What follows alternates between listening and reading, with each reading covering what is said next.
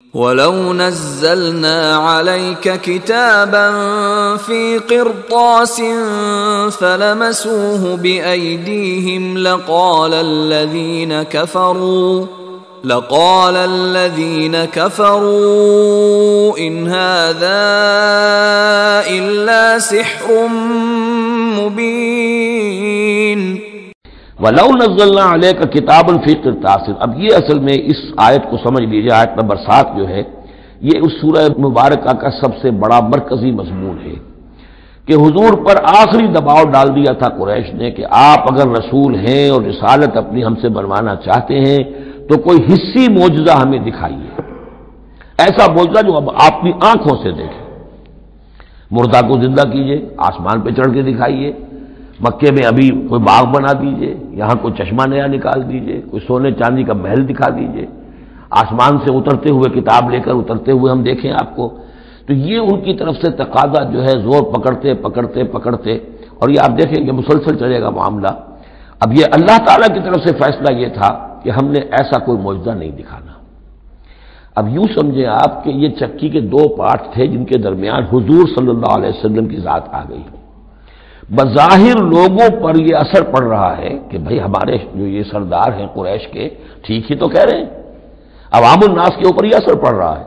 کہ یہ رسالت کے مدعی ہیں، نبوت کے مدعی ہیں، موسیٰ نے کیسے معجزے دکھائے تھے یہ خود بتاتے ہیں، عیسیٰ نے کیسے معجزے دکھائے تھے یہ خود بیان کرتے ہیں، کیا وجہ ہے پھر کیوں نہیں معجزہ دکھاتے؟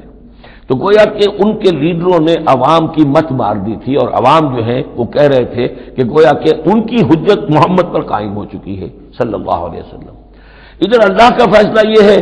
کہ ہم نے ایسا معجزہ نہیں دکھانا، جو بھی حق کا طالب ہے قرآن ہم نے نازل کر دیا ہے، یہی معجزہ ہے۔ تو یہ جو ہے رد و قضا اس میں جو ہو رہی ہے، اور اس میں واقعہ یہ ہے کہ کسی جگہ پر تو جا کر انسان کانپ اٹھتا ہے تصور کر کے کہ حضور صلی اللہ علیہ وسلم کی جو جان تھی، جان مبارک آپ کی کس قدر ضیق میں آ چکی تھی۔ ادھر اللہ کا فیصلہ اٹل ہے، ہم نے نہیں دکھانا، ادھر وہ کہہ دکھاؤ اگر تم ہو واقعی، اگر نبی ہو رسول ہو تو معجزہ کیوں نہیں دکھاتے؟ تو اس کے درمیان گویا کہ ان کے لیے، اور یہ اس کا مرکزی مضمون ہے سورت کا، اور کچھ آگے چل کر جب یہ اپنے کلائمیکس کو پہنچے گا تو واقعہ یہ کہ رونگٹے کھڑے ہو جاتے ہیں۔ فرمایا وَلَوْ نَزَّلْنَا عَلَيْكَ كِتَابًا فِي قِرْطَاسٍ، اگر ہم نے اتار دی ان پر کوئی کتاب جو کہ کاغذوں میں لکھی ہوئی ہے، فَلَمَسُوهُ، اور وہ اسے چھو بھی لیں بِأَيْدِيهِمْ اپنے ہاتھوں سے،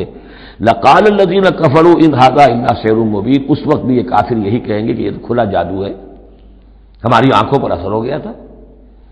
ہماری نظر بندی کر دی گئی تھی۔ جس نے نہیں ماننا اس نے نہیں ماننا ہے، البتہ ہوگا کیا، ہم ایسا معجزہ دکھا دیں گے تو مہلت ختم ہو جائے گی، پھر فوراً عذاب آئے گا۔ اس لیے ابھی ہماری